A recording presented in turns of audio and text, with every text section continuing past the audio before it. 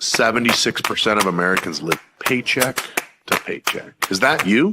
I'm the CEO of 5 different companies. I wasn't born into it. We lived on welfare, but I wanted more. I created this show, The School of Wealth, helping people escape poverty like I did. I want to help you out of that consumer debt. This is Brother Kim Carter. We just want to say thank you for reaching out to us, meeting our concerns and what we need to do. And I know you guys working hard on your side for the Carters, and that we are looking forward to be financially free. Teach you how to increase your credit score. Teach you how to make more money at your current job or your current business. And then how to actually create generational wealth without changing your lifestyle. It is going to be a lot of fun. This is not like regular school. Hey, I'm Rondi Lambeth, and this is the School of Wealth.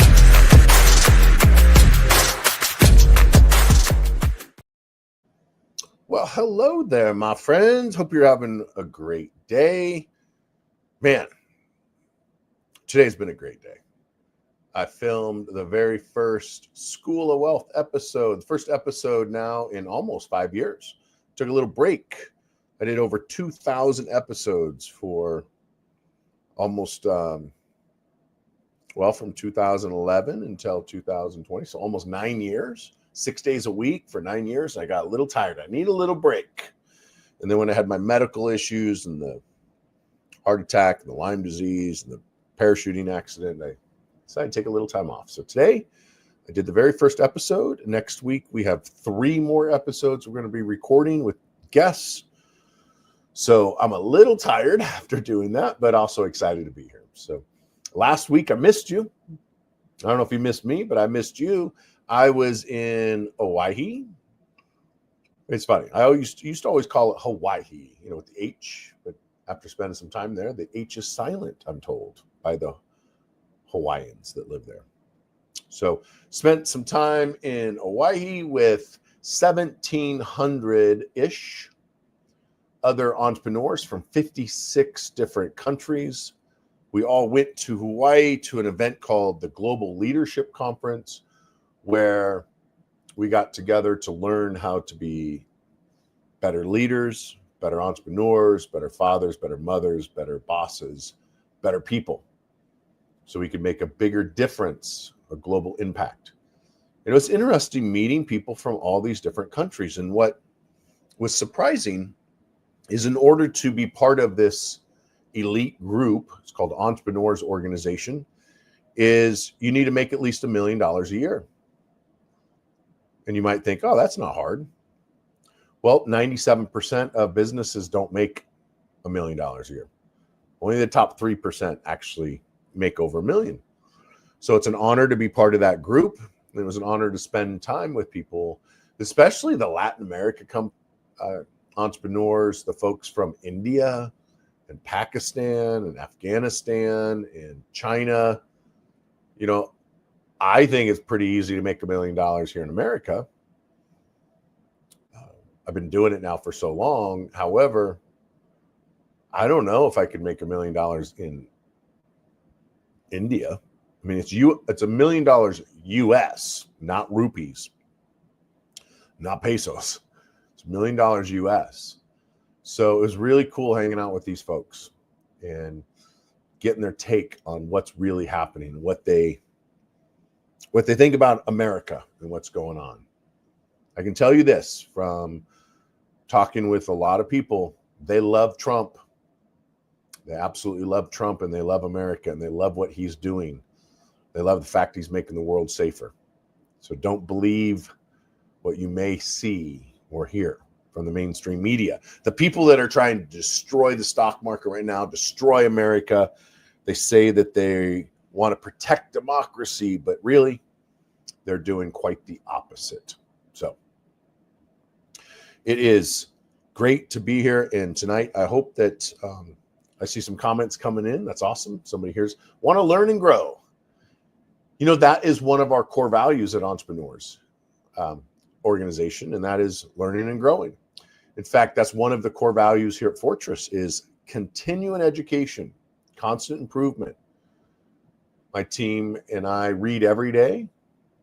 I have an Audible account with over 200 books that my team, my staff They can buy as many books as they want as long as it's personal development or leadership. So I've been on that path since I was a little kid, learn and grow. So I'm glad that you guys are following along with that. So I missed last week because I was stuck in a conference room. Yes, I was in Hawaii. Unfortunately, not unfortunately. Unfortunately, I was stuck in a concrete box, a convention center with no windows from 8 a.m. to 8 p.m. Wednesday, Thursday, Friday. Wednesday, Thursday, Friday, yeah. So I didn't get to see a lot of Hawaii. I got there one day early, so I got to at least walk around, and then I stayed an extra day, so I got to spend a little bit of time in the ocean, which was good. But most of the time was literally in a concrete box, learning how to become a better person, better entrepreneur. So I missed you. I missed you on that. So I want to make it up to you at the end of the month. So tonight we're going to talk about business credit because there's three things that I teach. Number one, how to maximize credit, whether it's personal or business, how to minimize debt and taxes, and then how to multiply income and assets. So those are the three things. And tonight we're going to talk about how to maximize your business credit. Now, if you have questions on personal credit, feel free to ask it tonight. Leave in the comments and I'll get to every single one of those. Even if I can't get to it immediately, I will answer every single question tonight. If you have questions regarding taxes, type it in the comment box. I will get to every single question. So whether it's personal credit, business credit, reducing debt, settling debt, restructuring debt, eliminating debt, paying off debt, getting debt, how to use debt, how to reduce your income taxes to zero. Most of my clients pay no personal income tax whatsoever. They can literally generate millions and millions of dollars of revenue and pay no income tax, no personal income tax. And you can do that if you understand how the tax system works. And then if you have any questions on how to start a business or how to multiply your income and assets, then ask away. So here we go. Let's get started. So what's the first thing you need to know about business credit? Business credit does not build itself. Unlike personal credit, the majority of banks do not report to the business credit bureaus. So 85% of the banks out there will never report your account that you have with them. Even if it's $1 million loan or $1 million line of credit or $1 million credit card, 85% of banks will not report that to the business credit bureaus. And the main reason for that is because there is no privacy when it comes to business credit. See, if I wanted to pull Apple's business credit right now, I could go to Experian.com, pay them roughly $40, and I could have Apple's entire credit report. If I wanted to pull HP's or Microsoft or Toyota's or Home Depot's, I could literally go to Experian.com, pay $40, and I could have every single one of these companies' credit reports. I would know how many loans they have, how many lines of credit they have, how many credit cards they have, etc. I would know where they bank. And if you are a bank, that's pretty scary. Because if I was a banker, what I would do is I would spend my time figuring out what businesses I would want to bring to my bank. And I would determine that after I pulled their credit because there's no protection. There's no privacy for business. And so because of that, they know that if they report it, it'll get reported to all their competitors. And then you will know, the competitor would know how many credit cards they have, loans, lines of credit, etc.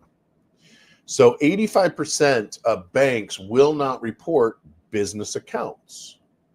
So knowing that, you need to know which banks will report. And if you know what banks will report to the bureaus, then those are the banks that you want to get loans with. Those are the banks you want to get lines with. Those are the banks you want to get credit cards with. Because those are the banks that then report. And after they report, you can now have a business credit report.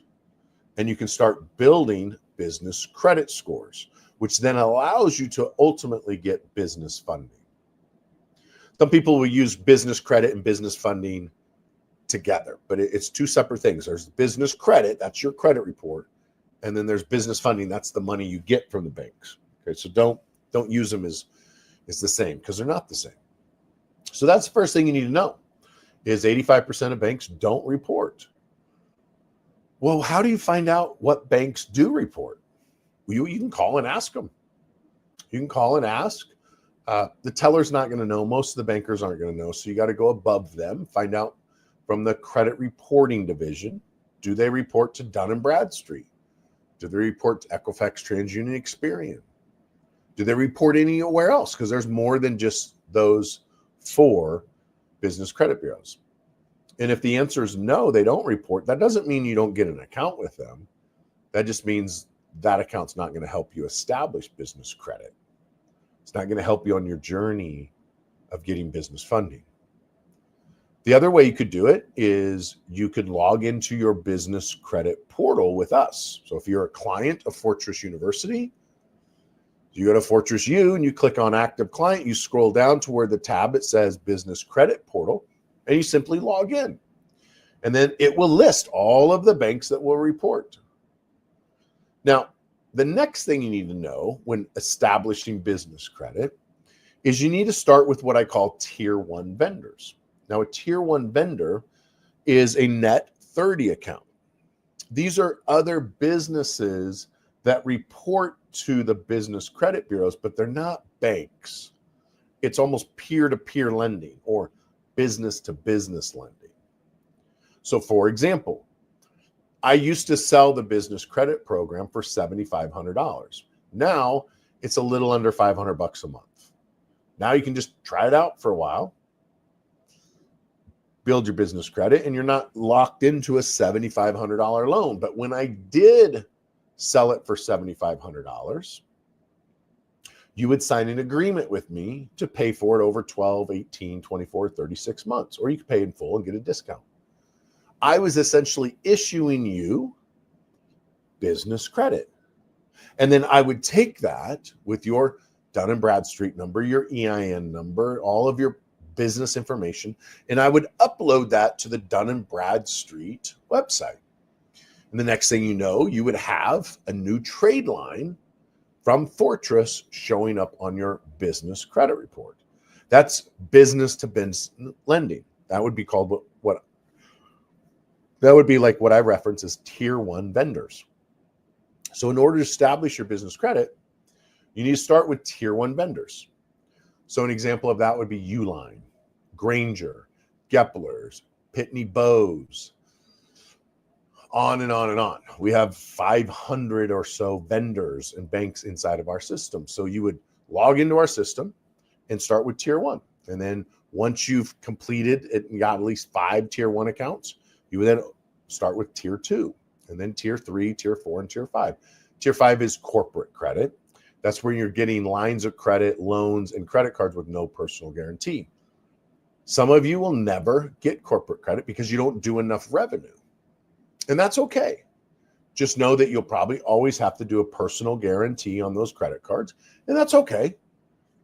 You do a personal guarantee, and as long as you manage your business properly, you never get in trouble. And it never reports on your personal credit unless you default and go delinquent. So just make sure you're doing it responsibly. So those are some of the basics of establishing business credit. So I want to take a moment now and go to some of these questions. And then as I go through the questions, if you have more questions, just start typing them in, because there is a little bit of a delay for me using multiple different streams with Facebook, LinkedIn, and YouTube. There's a little delay. So let's go ahead and answer the first question, Chastity. Pull that up. Sorry, my throat is hurting because I've been talking almost all day today. Well, and all this week, in fact. Back-to-back phone calls. So Morris Lowe from YouTube says, what's the best strategy to start a business? Well, I don't know. When anytime someone says, what's the most important, what's the best strategy, I don't know that I am smart enough to say what's the best strategy. But I think a strategy to start a business is One, to have a business, I can tell you from personal experience in my life, and I've just now started realizing this in the last year or so, that if you are going to get involved with a business and start a business, scaling a business is very difficult. Getting enough clients at a low end, the Walmart type business, is very difficult. So if I was going to say what's the best strategy, Morris, I would say have a business that deals with rich people problems. Have a business that deals with rich people's problems, or solve problems for rich people. People that make over $300,000 a year. And the reason why I say solve problems for rich people is, one, they're way easier to deal with than people that have money problems. I can tell you that from 20 years experience of doing credit repair. Someone that makes over 300 grand a year is so much easier than someone who makes 30 grand a year. Number two, they value money. They value your expertise, and they value, more importantly, they value their time. So they don't waste your time. They value their time so much that they will give you money so you don't waste any of their time solving their problems. So I would say, if I was going to say what's the best strategy, the strategy would be solve rich people's problems. Thanks for the question. I think that was a good one. I like that question. Thank you. Nick White from YouTube says, if I'm up on my teeth, okay, I will tell you this. I've said it many times. I have a really hard time reading and speaking at the same time, so I'll do my best.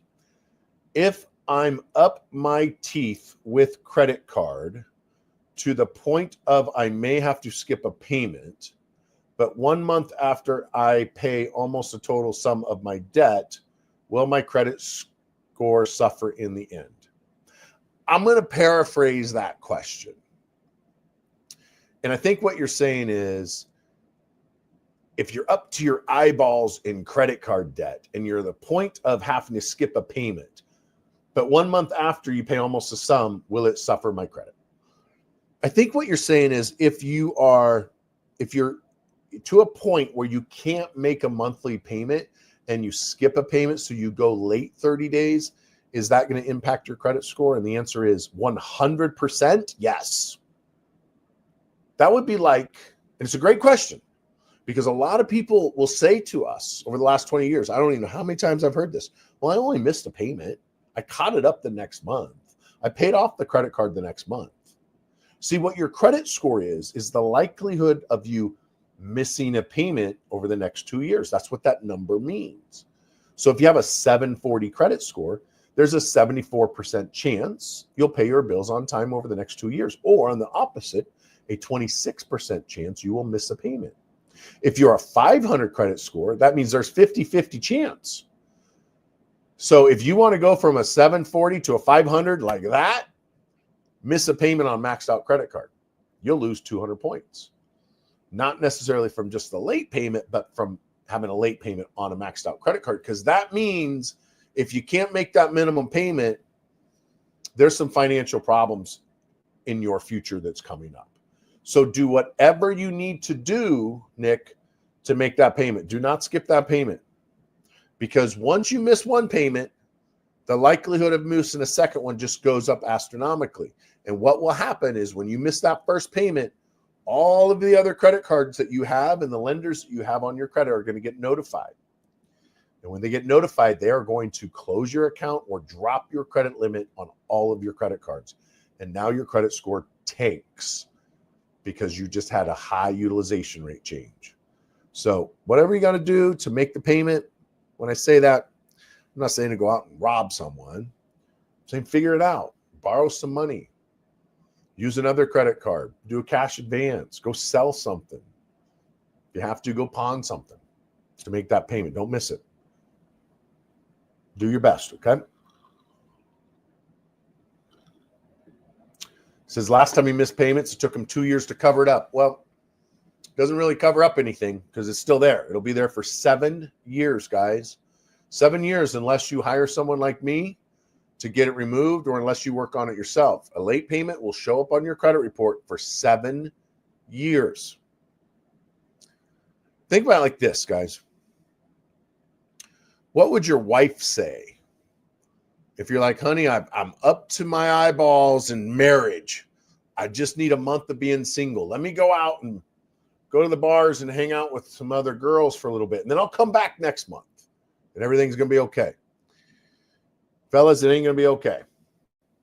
You missing that payment on that credit card is like cheating on your girlfriend or cheating on your wife. It's going to take a really long time for them to forget. And the bank will never forget. The credit report might forget after 7 years, but that bank will know forever that you missed a payment with them. And they won't trust you in the future. And they will most likely never give you a higher credit limit because of it. So don't just willy-nilly pay your bills on time. Tommy Yo from another YouTuber. Cool. Nick. Oh, he says, Nick, I'm in the same place you are. And they charged off one of my credit cards last month for non-payment of $1,300. How do I correct that before it hits me negatively?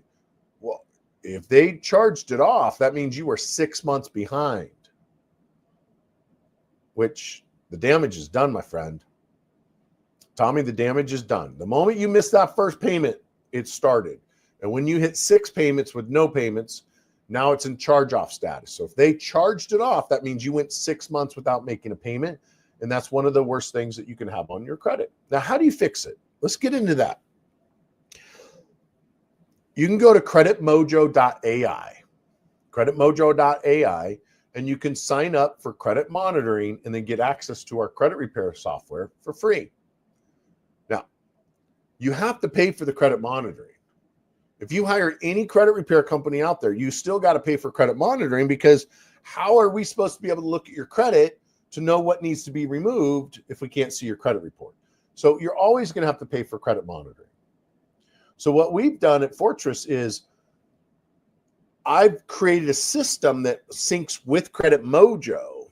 So for $39.95, you pay for credit monitoring, you get access to the credit repair software for free. You just got to log in once a month and spend less than 5 minutes printing out the letters that our software creates for you. You don't need to know anything about credit repair, any of the laws, or how to dispute. You literally let the AI software create the dispute, and then you simply print it, sign it, mail it. And then 30 to 40 days later, you're going to get a notification to log back in and do it all over again. And our system will automatically pull your credit for you, compare it to last month's credit report, and remove from the disputing process all of the items that have been removed from your credit report. But here's the thing I will tell you. Don't sign up and start doing credit repair if you haven't financially recovered yet. If you're still not making the payments on other credit cards, just wait until you've caught up and you're now making payments. Because if you have one late payment and then you use our software to remove it, and then you miss next month, the next month payments that's missed is going to show up on your credit report. And it's not something that you want to do. You're just wasting your time and money. So don't sign up for the credit repair software unless you're to a point that you're paying your bills now. Okay. Now, if it got charged off, here's what's going to happen. One of two things. Well, I should say one of three things. They're going to sell it to a collection company. They're going to send you a 1099-C and you're going to pay income tax on it, or they're going to sue you. One of those three things is going to happen. They're going to send it to collection. They're going to send you a 1099-C and you're going to have to pay income tax on it, or they're going to sue you. And maybe all three. That's right. They might do all three. They might send you to collections. They might send you 1099 and they might sue you as well. So be prepared to be sued. And if they sue you over that $1,200 or $1,300 credit card that you let go into charge-off status, just know that when they get that default judgment against you, it's called a default because you don't go to court. If you can't afford to pay $50 a month on the credit card, you can't afford to pay an attorney, so you don't even bother going to court. So they're going to get a default judgment. And when they get that default judgment, they now can garnish 25% of your wage until that $1,300 plus attorney fees, back interest, filing fees is paid. So when that is all said and done, that thing's going to cost you $2,000 to $3,000. And then they're going to levy your bank accounts. So if they get the judgment, they can garnish your wages, take 25%, and levy your bank account. So when you do get paid, as soon as that money hits the bank account, they get notified and they suck it all out. And now you have no money for rent. And then it starts to spiral out of control. So if you are in that situation, I recommend you do not ignore it. Give my office a call tomorrow and we can walk you through that. We can get a payment plan set up for you. We can probably settle that $1,300 for probably around $500, $600. Wipe out 50% of the principal, 100% of the interest. And now you're on a payment plan of, say, $100 a month or $50 a month. And that will avoid the 1099-C. That will avoid the lawsuit. That'll avoid the judgment. That'll avoid the garnishment. And that avoids them levying your bank accounts. So call the office tomorrow. The number is 1-800-475-7267. 1-800-475-7267. Justin will throw that up on a little banner there in a minute. Tommy says, should I pay it in full now? I wouldn't pay it in full. I would call the office tomorrow because the damage is done. They've already charged it off. So the damage to your credit's done. Why pay them $1,200 if I could settle it for you for $500? And if I settle it for $500, now you're saving $700. Plus, I might be able to get them to delete it from your credit report once you pay it. So call the office tomorrow. Tell them you want to get involved in the debt settlement program. Let us settle the debt. You don't pay us any upfront fees. You only pay us on success, which is 20% of what we save you. So for about $150, and you're going to pay me about $150, and you're going to save $700 and maybe even get it deleted from your credit report. So that's what I would do, Tommy. I would not just pay it in full because the damage is already done. Now, if you were saying, should I pay it in full now and I haven't missed any payments, then I would say, yes, pay it in full. But because you said it's already been 6 months and it's been charged off, I wouldn't pay in full. I would do a settlement on it because that's another $700 you can use for something else. Do they keep memory of the settlement? Yes, they do. And you'll most likely never have a credit card with them ever again. And they will keep that memory forever. I'll give an example. In 1995, I was 24 years old. I had 3 children. I was a garbage man, and I was going to college full-time to become a fireman. I had a lot on my plate. One of my coworkers of the garbage company, Waste Management, convinced me I should file bankruptcy and wipe out the $20,000, $30,000 of credit debt I had.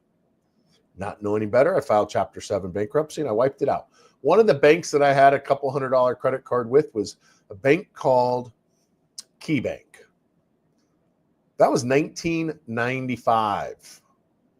In 2023, I went whitewater rafting with the executive vice president of Key Bank, and he was telling me about this great program they had for entrepreneurs like myself, and how he could get me $1 million line of credit, $1 million credit card with no interest for several years. And I guaranteed approved. So I was like, sign me up. I applied. They approved me. I opened the bank accounts. I switched everything over. And then about a month and a half later, I got a notice that they closed all my bank accounts. They canceled the line of credit. They canceled the credit card because they found out in 1995 I filed bankruptcy on a couple $100. So do they keep track of it? Yes, they do. So they will keep track of it forever. Now, your credit report falls off after 7 years. Bankruptcies fall after 10. But the banks don't forget. They're like a wife. They never forget. Back to the cheating thing. You cheat on your wife, she is never, ever going to forget it, and she will never fully trust you. And I would say the same thing for you. If your man and your woman cheats on you, you are never going to forget that. You will remember that to the day you die, and you will never trust her ever again. So, answer your question, will they forget? No, they will not. What else we got? We got some more questions here. I'm going to look here as Chastity looks through here. I'm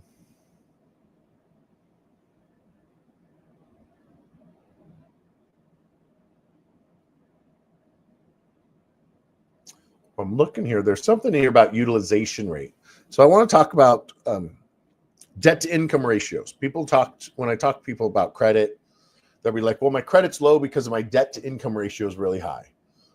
Here's the thing, guys. I'm 6'4". I have a shaved head. I have a beard. I'm a little overweight because I haven't recovered fully yet from my heart attack that I had in November of 23. I like girls. I'm not sexually attracted to men, but I am to women. I'm in a relationship. I have a dog. I have 3 children and 1 grandson. I'm a Christian, and you would say that I'm white, even though my ancestors were black and Native American. I have multiple cars that are paid off. Does FICO care about any of that? They don't care. They don't care if you're old, if you're young, if you're poor, if you make money, you're tall, you're short, you're skinny, you're fat, you're white, you're black, you're Asian, you're male, you're female. FICO does not care. So they don't care what your debt to income ratio is. So stop saying my credit score's low due to my debt to income ratio. They don't ever look at your income or your race or your size or your sexual preferences or your religion. FICO doesn't care. What they care about is how many credit cards you have, how often you use those credit cards, how much money do you spend on those credit cards, do you have a mortgage, do you have a car loan? That's what FICO cares about. And when I'm talking about FICO, it's for personal credit, but there's also FICO business credit. There's TransRisk, same thing. TransUnion Business does not care how old you are, short you are, fat you are, skinny you are. Experian, the IntelliScore, they don't care about those things. They care about utilization rates. So the more money that you spend on a credit card that you don't pay off before your report date, the lower your credit score is going to be. If you max out a personal credit card, but then pay it off on the due date, you're going to have 150 to 200 point lower credit score because you did not pay it off by the report date. Business credit's different though. If you max out a business credit card, your score actually goes up. If you max out a personal credit card, your score goes down. I did an interview last night on a podcast, and they said, what's the biggest mistake that entrepreneurs make? And again, I don't like answering questions with the biggest, the mostest, the bestest. But I said, I think one of the biggest mistakes that business owners make, entrepreneurs, is they use personal credit cards to pay for business expenses after they've been established for over 6 months. See, in the first 6 months of being a business owner, you can't really get credit because it takes 6 months to build it. After you've been in business for 6 months, there's no excuse for you to be using personal credit anymore. See, in 6 months, if done properly, you can have the equivalent of an 850 credit score. With 6 months of business credit, you can have the equivalent of an 850 credit score, whereas with personal credit, it would take you over 20 years to obtain an 850 credit score. It takes 10 years to obtain an 800 credit score, but you can do that in 3 months in business credit.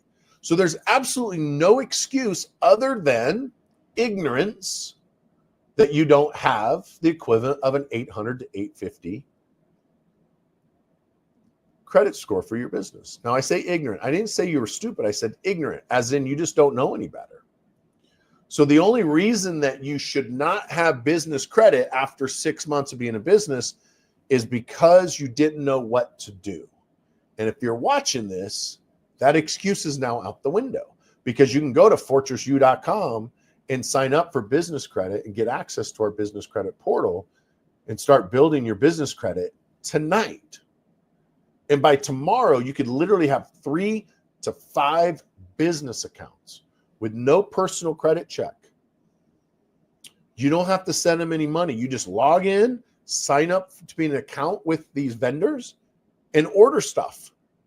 And then tomorrow, when they open up their office, if they're not open 24 hours a day, they ship you the product. And then in 2 weeks to 3 weeks, you pay it off. And then at the end of the month, they report it to Dun & Bradstreet, and voila, you now have an 80 PAYDEX score, which is equivalent of an 800 FICO. And yes, it is that easy and it is that simple. Does that mean, though, the banks are going to start throwing money at you just because of that? No, you got to build your credit up to get banks to give you loans and lines of credit. But you can get vendor to vendor, business to business, tier ones. You can then get corporate credit cards like at Lowe's, Office Depot, Staples, etc. And then you can use those credit cards to buy gift cards or other Visa cards. And now you can start funding your business bank account with it. And now you can start, after 90 days, you can get a line of credit, etc. Hope that helps. Let's see what the next question is.